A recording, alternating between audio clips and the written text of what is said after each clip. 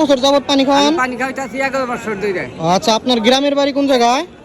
পৌঁছান। মানুষের তৃষ্ণা মিটানোই যার কাজ।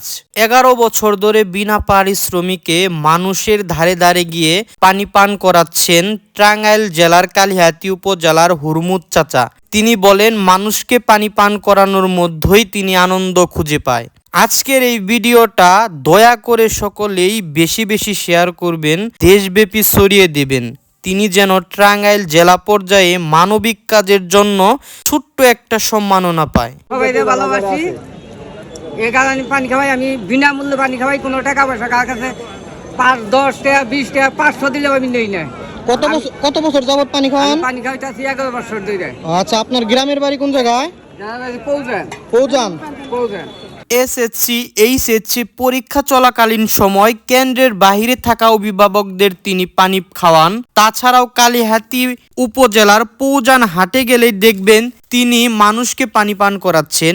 টাঙ্গাইলের বিভিন্ন ঘরোয়া টুর্নামেন্ট খেলা চলাকালীন সময় দর্শকদের তিনি পানি পান করান। মানবিক এমন মানুষ আমাদের টাঙ্গাইলে, এটা আমাদের আনন্দের একটা বিষয়। আমাদের টাঙ্গাইলের এই হুরমুদ চাচাকে দেশব্যাপী সকল মানুষ চিনুক জানুক, এই জন্য আজকের এই ভিডিওটা দয়া করে বেশি বেশি শেয়ার করবেন।